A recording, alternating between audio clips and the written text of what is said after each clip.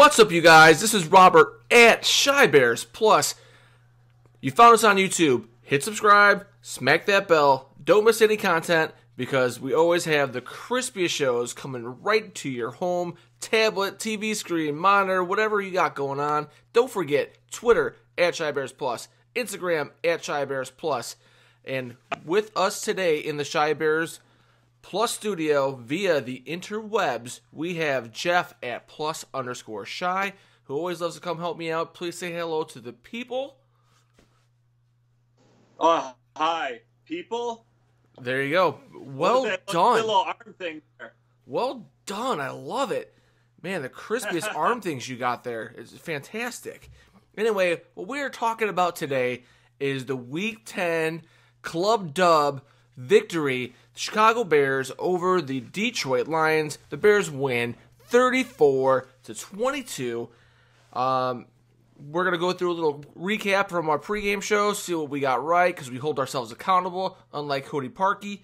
And then we're going to go through some of our hottest, crispiest takes that we have for you from this Bears game in this recap show. So let's not waste any time. Let's get right into it. I'm going to start off, and we're going to go a little do our what to watch fors, okay? So, what to watch for. One of mine was A-Rob. You know, he says he'll be 100%. How is he going to play? Is he going to take away targets from some of the other Bears?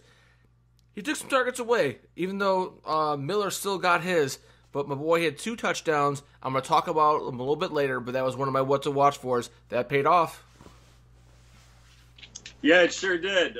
Dynamite call, and it was great to see Nagy actually doing that, and everybody in the world knew that one of the points of strengths the Bears was their wide receiver core versus the Lions DB core, and we exploited it to the fullest. Just the composure and energy coming out there was my first what to watch for. Bears victory pregame show, and they did that. They didn't turn the ball over, they didn't make dumb mistakes, and they didn't play down to the level of their opponent. They came out, punched him, no huddle, no regard for Lion life. It's great to see. Yes. Related to that, one of my what to watch for was, is it a trap game? And I know that I was looking ahead to the Viking game. I'm so pumped for this Viking game coming up Sunday night. But the Bears took care of business, came out in the first quarter, and they put points right on the board, marched right down. Unbelievable. You'd love to see it, folks. So, yeah, they weren't trapped. They were focused. I mean, we gave up some points in the second half, but I never, unlike the Miami game where I was going, uh-oh, or the Packer game where I was like, oh, I was never with any of the O's of whatsoever. I was just like, dude, we got this still. It's not a big deal. I'm not super worried about it. Give me what to watch for, Jeff. Yeah, my what to watch for was you just going, oh, and oh. So we got to get a like meter for you to jump. What is happening based on Bob's Bears defensive front 7 versus the LOL Lions offensive line. And that really came through. Mac dominated. Their Hicks, Goldman has just been outrageous. Even like Bullard and 98, they're kind of like the second team of the defensive line, but they're just as good as most teams' first stringers. So that was something to watch for, and the Bears exploited that matchup. Folks, that's why you come here to @chibearsplus to get all the crispy takes, because we nailed those. Moving on to the Bears victory pluses. Robert here at chibearsplus. One of mine was bombs away. I'm not going to talk about where I said we should run the ball because they gave up 142 yards rushing. We were not going to talk about that, because we didn't run the ball. We didn't really have to. Quite honestly, I feel like I was actually kind of right about that. I'll go ahead and just dive that in there anyway. They ran the ball outside. They didn't want to run into the teeth of this defense, which I thought, why would you game plan to run right at their strength? But my bombs away, Tabor, Slay, Glover Quinn, A-Rob had the big catch all the way down to the 2, the long one, and that was against Glover Quinn, and he just outran him the whole way down there. So pat myself on the back. I thought that we would have the advantage throwing this ball here, so that was one of my Bears victory pluses, sir. What do you have? Yeah, you were right. Once again, getting to the quarterback, the Bears was a mandate, and they did. There's just running themes, and it's kind of like it's like a puzzle to every NFL game. And if you do those certain things, turnover battles, win the offensive line, or that kind of stuff, you're going to win the game. And the Bears did that. They controlled the line of scrimmage brilliantly, and they didn't turn the ball over. But, get to Stafford, and they did that. He didn't really have a lot of time. And Pat Stafford really did that in the second half when they were able to air it out a little bit and take advantage of the Bears' soft coverage being up by about 3 or 4 touchdowns at that point. Yeah, and one of those things that you just always know, it's like always the turnovers. I hate to bring it up because it almost seems, like you repeat it like over two, like every time, everyone knows it, right? But it makes such a difference, and you're always right on it because how many times do we see it? We come in here, we talk about turnovers, and we're talking about a W. So yeah. One of my Bears victory plus was pressure. The Lions gave up 10 sacks the week before, and our Bears had 6. I felt like we had Stafford on the run, keeping him off his spot. Maybe we weren't getting home all the time, but I thought we did a great job on the Bears victory pluses, get the pressure on Stafford. Yep. If you want to ask me a couple more Bears victory pluses, was a big first half. That was my second one, and that's exactly what happened. I think we scored a touchdown on first 3 possessions, and then lastly, my last Bears victory plus was score on D. We didn't do that, I don't believe, but we definitely had enough turnovers. 3 total turnovers on defense, 2 interceptions, and 1 fumble recovery. That was good enough for me. Well, no doubt, and it was good enough to win the game, everybody. Lions victory pluses. I said feed Kerryon Johnson. He's one of your most successful players. He's probably the future of your running game. He had 14 carries for 51 yards and a tutty. They did it, and it was one of the few bright spots on the field. We knew the Lions weren't going to beat us this game. I'm a little bit more worried about the next time we play them, but this game, at home, we knew. There was no victory pluses that were really going to make the difference. But what did you have, sir? Yeah, signed Megatron was probably my most important one for the Lions, even though that was my last one a couple days ago. Maybe they should have signed like Darrelle Revis or any other defensive back that they could have found anywhere ever, because what they had on the field. I know this is kind of a team in turmoil a little bit with new coaching staff, but their general manager's been there a little bit, and you could definitely tell that the Bears had a talent advantage over the Lions on the football field. No doubt. My other one was Galladay, celebrate, it will be all right.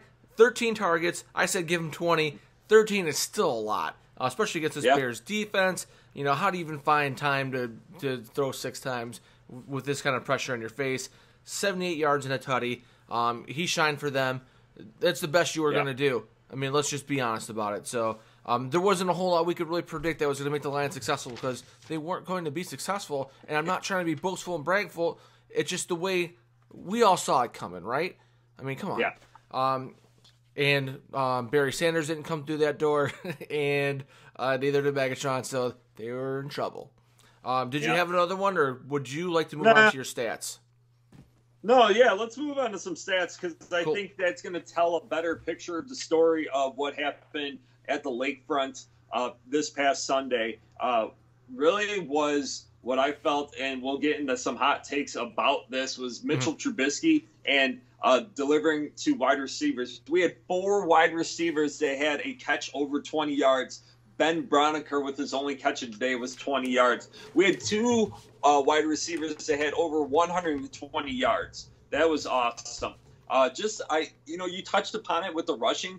We don't really need to run the ball. And Mike Leach talked about balance, and balance isn't throwing the ball 23 times and rushing it 23 times, but it's getting the ball all the way around the field. And just the fact that Broniker had that big catch. But we did have some balance, kind of contradicting 23 carries or completions by Mitch, 22 rushes all together. The 2 picks, 3 forced fumbles, Mac 2 sacks. Floyd had his first sack of the season. And then the X Factor, number 37, Bryce Callahan. He had a huge sack in the first half, and that's going to be hopefully one of your crispy hot takes.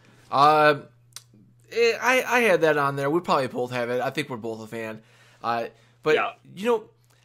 as far as running the ball goes, and I'm trying not to get too deep, but it just kind of reminds me of like when you're pitching in baseball, right? You're throwing your fastball, and then what really matters to how fast you're throwing is how fast you throw your second pitch, right? Your curveball, your changeup, to create the difference, right? So you could either run the ball and throw over the middle, so now we're covering the line of scrimmage up to the 15-yard line, but if we don't run the ball, we're just moving it up a little bit, and you're still, as long as you're throwing deep, you're just giving them more area to cover. You're expanding the zone of where you have to cover, and all that space and distance. And that's why you see all the, in the third, fourth quarter when we're up by 20, you see all that space because we're expanding that zone out. We do that with our offense naturally. That's why they say, Mitch, you see cover 1. There's a couple times where he saw Gabriel and he's like, dude, I'm taking the shot. It's because I got cover 1 out there. While you're on that, when you mentioned that, Mitch is getting so good at throwing that deep ball.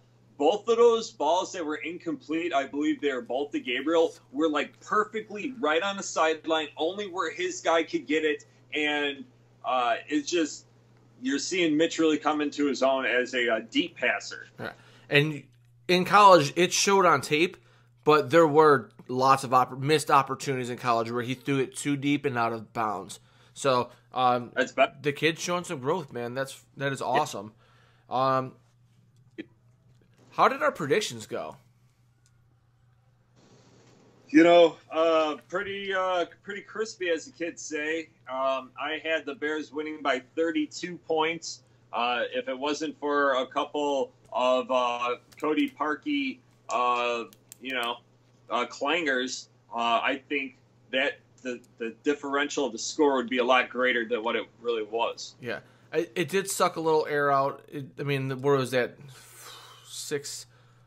8 points worth of points that were left out on the field. So, it did help with the differential.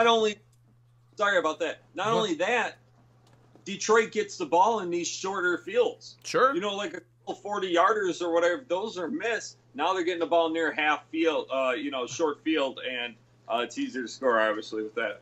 I wanted to bring that up, but I jumped in, so I was trying to be short, so thanks for bringing that up, too. I had Bears 33, Lions 17, one off on the Bears, and pretty darn close on that Lions score. I mean, it would have been a lot worse if Parkey would have cleaned it in. I wouldn't have been as close, but I just thought that this team in the second half, they had some pros, they had some guys who've been there. The Stafford, he's great at getting garbage points. People in fantasy have been picking him up for that for years, right? So I thought they would score some points. So I think we're about time to move into some crispy takes. So it's that time of the show. I'm going to start off. I feel like the big one on the radio, even though I try not to listen to the radio before we do a show, so I have my own original takes. But Parkey, let's just get it out of the way right now. In my opinion, dude hit 4 uprights. It was impressive. I'm not going to lie. A lot of great memes out there today. And in my opinion, the way you have to do this is I would bring in a leg. I mean, we talked about it before, and we're like, if we have a guy hurting in confidence, why worry about his confidence? Well, we've already tried let's not knock his confidence, and now he came out and hit 4 clangs. Now, Longwell earlier this year misses 5 in a game, and he comes back and he's, kicking back at a Pro Bowl level. So I'm not saying that all is done, but it's Parkey, Nagy, Pace. I say, Pace, you're the bad guy. You're bad cop, right? Nagy, you're the guy who comes in and says, hey, man, I got your back. I got confidence in you. Don't worry about it. Just keep kicking through it. Hey, we're just bringing in legs. And then Parkey, you have to be accountable. You have to be able to say, yes, I recognize there's a problem, and I'm going to do what it takes to fix and correct the problem. And that's all I have to say about the whole Parkey situation. I bring in a leg, not even if you're going to sign him, just to show him, like, hey, you have to make yourself accountable to do something to get better. Good cop, bad cop. Yeah. Right there, baby. That was good cop right there. Hey, there you go. Give me a hot take, man. Unless you want, do you have anything else with the Parkey situation? No, the whole Parkey thing that it's not going to happen because of his contract situation. He's guaranteed $3 million next year. Mm-hmm. So unless they're gonna just spend $6 million just to get rid of him, most experts believe he's not going to get cut. So they're going to hopefully he's going to work through it. He's young. It's not like he's missing by much. He's got a strong enough leg, but moving on because it's a Bears victory Monday. And think if he made all those kicks, we would have won like 40-10. Would have been great to see. It was still great to see. And it was great to see, how enthusiastic I was to see the Bears' first half and the brilliance of really Matt Nagy as a play caller and a schemer and ability to get guys open. And maybe it could be the Mark Helfrich and all those guys. But the no huddle, okay? Right. You heard the field mics were great. You heard every single call, missile. Trash. Yeah, there was all sorts of cool ones. And I had them written down. I forget them now, but just the ability to go no huddle. And then even when it was the second drive of the game, they were pinned back. They ran the ball or had two plays under center. They gave themselves some breathing room, maybe a first down or two. And then they went back to no huddle once they had a little bit more room. And there's one thing I've noticed, a running theme throughout this entire season into the preseason is Matt Nagy getting the play in soon enough, especially with that no huddle, but giving Mitchell enough time, even with these long-ass plays, giving Mitchell enough time to survey the field pre-snap. It seemed like Mitchell did a great job of reading coverage. Who was going to be open, but pre-snap blitzes, that stuff. Yeah, a couple audibles we saw. It was just awesome to see, and you'll love to see it. I did love to see it. And I wrote down something similar too. I'm watching this game and I'm going, dude, how fun is it gotta be to play for Nagy? It seems like every week, you see something different. Well, if it's Willy Wonka. Last week we see Callahan on the offense. And the Detroit is going, all right, we got motion. We got Callahan in the game, and he's in motion. Now we're getting another motion. They just call timeout. Like, whoa. I'd kill to see what that play was going to be. But how fun is that? It seems like they put in something every single week, and it's got to keep it fresh for the guys. It's got to be such a drag being in the NFL. 16 games, plus we're probably going to win the championship. So, it's such a long season and preseason. Come on, seriously. All right, maybe not, but we'll see. I ain't counting them out. But how fun is it to play for Nagy? That's all I'm saying, and that was one of my crispy hot takes. Do you want to add something on that, or do you got another one for me, sir? No, just kind of was touching about, Mitchell and his relationship with the receivers, 12 and 17, how much he relies or counts on these guys. We're seeing 12 really start to play like that big money wide receiver. That one deep catch in the end zone where he kind of planted, it was almost like a back shoulder, but he just threw it up to him in the field to play, let the man get it. And a couple times we've seen Miller and Robinson catch and then separate yards after the catch. Just playmaking abilities all over the field. It's going to be fun to see, and I'm really excited about Sunday night, Soldier Field. Let's bring on the Vikings. God, I'm such a homer, but that's all right. I get so excited. But since you brought up A-Rob, dude, he had so much juice in his legs. He had to be feeling better last week. But I think that he's still recovering. He looks a lot more like the A-Rob that we saw playing for Jacksonville than in the preseason and the first couple games of the season, where I'm still kind of going, he's athletic, he's big, he used his body to get in front of people, but he wasn't really getting that separation, and he was just running away from guys when he caught the ball. He just had a little bit extra, and I wonder if there's any more. He's still coming back to 100%, but it is something that is really great to see, and it has me very, very, very excited to see him running so well. Because I didn't even realize how slow he was running before until I saw him last week, and I'm going, whoa, look at all that juice. Well, yeah, that was one of my crispy hot takes for you, sir. I know I just came off. He was way faster than he was last week because he didn't play last week. Well, since the last time we saw him, I apologize. But yes, because he was hurt.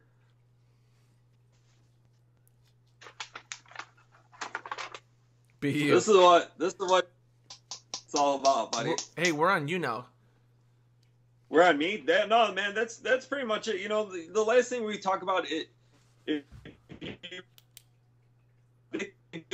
what I'm seeing more is more man coverage or blitzing when, especially early on in the game, when it's a 3rd and 7 or something like that, as opposed to relying on just a 4-man front or a 3-man front and just trying to kill them with zone. Hey, let's bring 5 guys. Maybe that Callahan's been so effective this year, and he's really good at doing it. So, but just seeing Fangio blitz more man coverage, and if it wasn't for dude on the other side for Galladay, your song, if it wasn't for him being so athletic and making some great catches, the Lions would not have made it as close as it was. Him and Marvin Jones pushing off, but I'm not going to talk about that. So just to add on to that point, so we're 26-7 at the half, right? So at that point, isn't it a great time to say, hey, let's pin the ears back and go after them? So what? At 26-7, you give up a touchdown, an 80-yard touchdown, let's say, on one play because you blitzed and you took a chance and you brought 2 guys. Okay, well, now you know that you should take a step back, so now you're 26-14. Don't start blitzing when you're at 34-22, and now because you're going to put it in a one-possession game, right? And, I feel like I would rather be aggressive first. If they can't stop it, then I keep bringing it. And I keep bringing it because I want to bring it. That's what I would do. But, you know what? I'm not the defensive coordinator for the Bears. I'm just a fan talking football. They did. I think they were aggressive in the first half, just like you mentioned, and that's what led to some 3 and outs and some untimely turnovers by the Lions offense. Cool. So yeah, it's just a personal philosophy of mine, but hey, like I said, I'm just a dude, but I'm glad maybe Fangio watches the show. Anyway, I'm gonna go through a couple crispy ones real fast because I got a couple extra. Howard, the block on that, I guess it was sort of an RPO. Mitch didn't want to talk about exactly what it was, but quarterback draw. He comes up and makes a hit. Yeah. He's losing carries to all kinds of guys, and he's still coming through. I mean, there's times where they're both in the backfield, and he's making blocks for people. Such a team player. Love to have him around. I mean, I don't know what his future will be for the Chicago Bears, if he'll get paid, but while he's here, I'm just going to enjoy the way that he plays the game of football. I appreciate it so very much.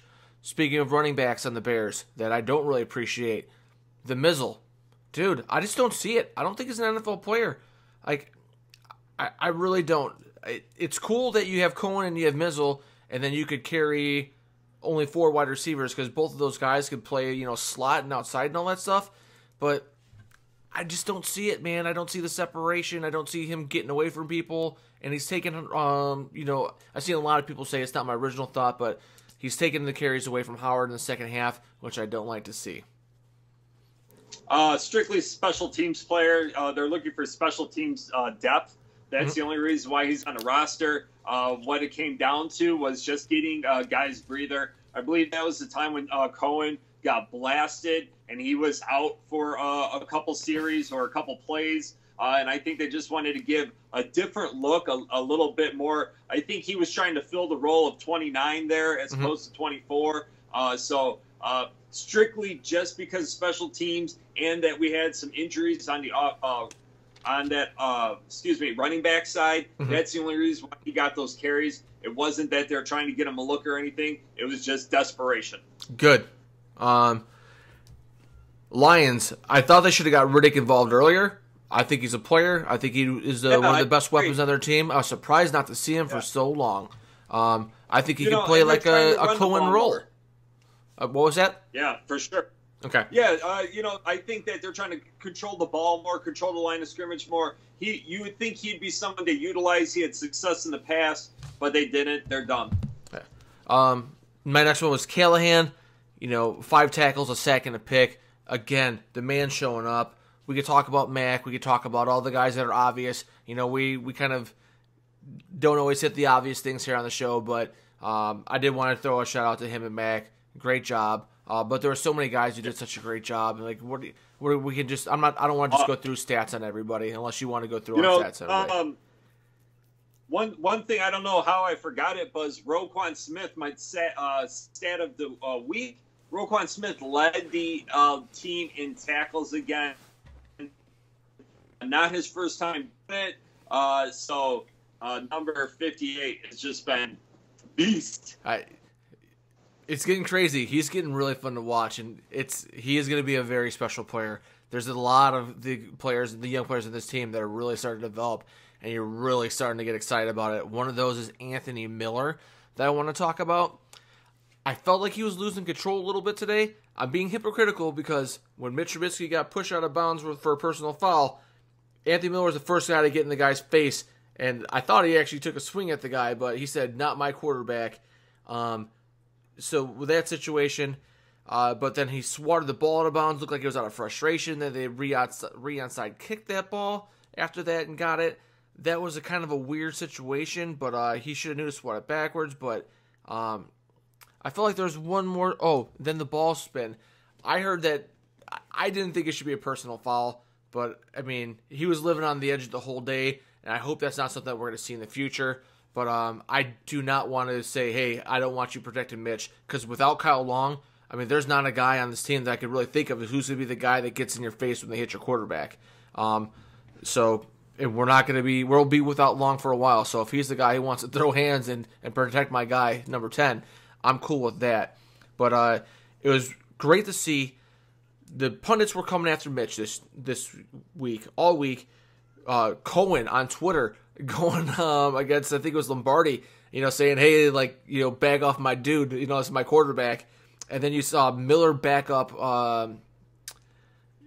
Trubisky, and it's so crazy. You could feel the vibe of these guys coming together and fighting for each other. And you see when they break it out at the end of the game, they break it out family. And, dude, you just really feel it. I feel the vibe and the excitement coming through the screen sometimes. And it's amazing to see because I didn't feel that in the last 6 or 7 years. I haven't felt that since Lovie Smith, where guys were, people had colors back, and he wasn't even playing that good sometimes. But they still had his back regardless. So the culture, all the way from the top, from Pace to Nagy to Trubisky, all the way down, it's unbelievable. And finally, Mitch and the haters. There's 3 or 4 guys taking a shot at Mitch, and he came out with a thug life. You'll probably see some memes before at the beginning of the show. Go back and look. But he came out and said, hey, throw for 3, run for 1, 355 yards. All the haters, be darned. Trubiscuits. Mitch Money Mitch. Maybach Mitch. So anyway, those were all my hot takes. Thanks for being patient with me, Jeff. I just want to get through all of those. If you want conventional stuff, go ahead and look at a box score. But we bring just a little bit more. It's Shy Bears Plus on YouTube. Subscribe. Smack that bell for crying out loud. Why have you not done it? You need to get these notifications so you don't miss a show. Follow me on Twitter. Follow me on Instagram. Follow Jeff at +_shy. You know what? I'm going to let you take care of all that and then send us off. Do you have any more crispy takes or anything else you want to add before you take us out of here? No, man. Then plug yourself and let's do this. Yep, Battle on the Lakefront. Let's do it. Sunday night, flexed to the NBC game of the week. Thursday or Friday, we'll have a show. Don't worry. I know you're looking for it. I got a big prediction. Whiteboard coming at you. That is all she wrote.